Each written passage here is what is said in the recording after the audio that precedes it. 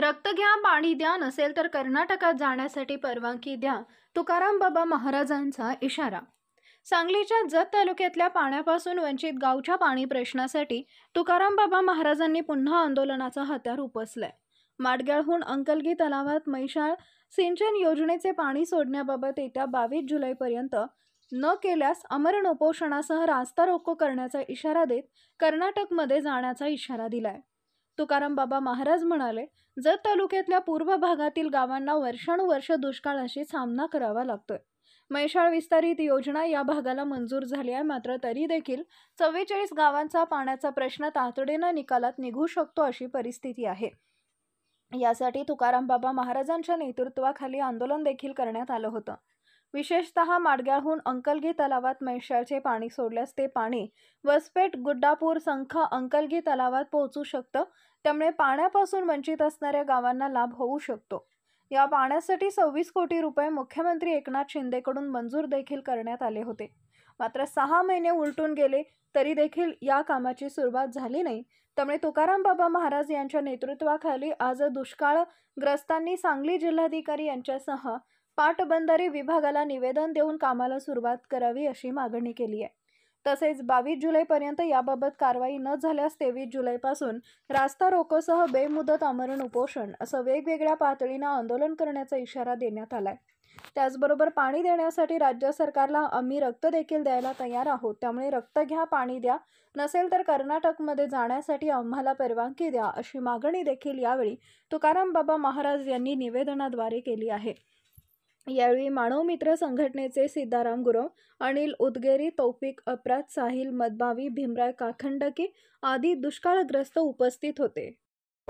आता मी सांगली कलेक्टर ऑफिसमध्ये या ठिकाणी आलो। जत तालुक्यातील मैशाळ योजनेच्या पाण्यापासून वंचित असणाऱ्या भागातील 64 गावातल्या जे व्यथा आहे, सातत्यपूर्वक पाणी घ्या, रक्त घ्या पण पाणी द्या, ह्या मागणीवरती आम्ही गेल्या 6 महिन्यापूर्वी अंकली गावामध्ये महादेवाच्या मंदिरामध्ये जेव्हा उपोषण, अमरण उपोषण आणि रक्त घ्या पाणी द्या अशा पद्धतीची भूमिका ठेवल्यानंतर त्यावेळेस जलसंपदा विभागाचे अधिकारी त्या ठिकाणी आले आणि त्यांनी पत्र दिलं की पत्रामध्ये सांगितलं की 6 महिन्यामध्ये आम्ही तुमचं काम चालू करणार। 6 महिने संपून गेले म्हणून पुन्हा एक वेळ जलसंपदा विभाग, पवारसाहेब, त्याचबरोबर क्रमाटे साहेब यांच्याकडे देखील निवेदन दिलेलं आहे आणि आज माननीय कलेक्टर साहेब यांच्याकडे देखील निवेदन दिलं आहे। जर आम्हाला पाणी मिळत नसेल तर येणाऱ्या काळामध्ये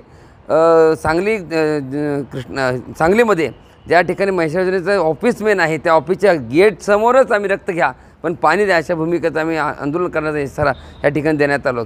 याचबरोबर जर पाणी जर देत नसतील, पाणी मंजूर आहे, 6 महिन्यापूर्वी त्याचे निवेदन एक होतं आहे, चालू होते, उद्या होते, परवा होते, तेरवा होते, हेच ऐकत सातत्यपूर्वक चालू आहे। जेव्हा खरोखर कामाला चालू होईल त्याच वेळेस आमचं आंदोलन मागं असणार आहे आणि ह्यासाठीच आणि माननीय कलेक्टर साहेबांना आम्ही आज निवेदन देतो आहे। कारण ज्या भागामध्ये पाणी आहे, आज 96हून अधिक टँकर चालू आहेत, गेले अनेक वर्ष पाणी येणार, पाणी उशिराने कोरड कशाला अशी आमची परिस्थिती निर्माण आहे। वसपेट तलावातून गुड्डापूर तलावातून संख तलाव आणि अंकली तलावामध्ये पाणी जाऊ शकते असं पत्र देखील आमच्याकडे उपलब्ध आहे। तरी देखील हा चालढकलपणा होतो आहे। जर सरकारने पाणी जर नाही दिलं आणि जर कामाची सुरुवात येत्या 22 तारखेपर्यंत जर नाही झाली तर सांगली पाटबंधारे विभागाच्या समोरच रक्त घ्या पण पाणी द्या अशी भूमिका आम्ही ठाम ठेवणार आहे।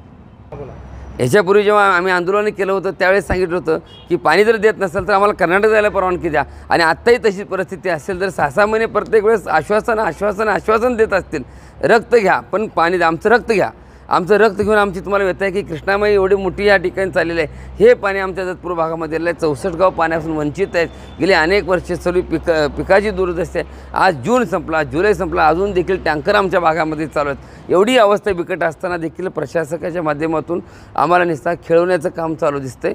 अधिकारी येतात, पत्र देतात, 6 महिने सांगितल्यानंतर 6 महिन्याबद्दल गप बसतात।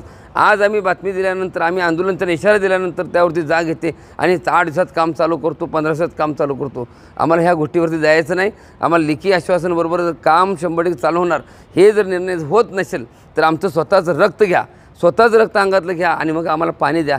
हे पाणी म्हणजे मैशाळचं पाणी आम्हाला मिळलं पाहिजे, हीच आमची कडक भूमिका आहे। आणि एवढं जर करून जर जमत नसेल तर सरळ आम्हाला परवानगी द्या, आम्हाला कर्नाटकात जाऊ द्या, महाराष्ट्रात आम्हाला राहायची इच्छा देखील राहिलेली नाही। कारण प्रत्येक वेळेस खोटं संताची भूमी पवित्र भूमी आहे. आज एवढी मोठी आषाढ वारी आहे, एवढे लाखो भाविक चाललेले आहेत.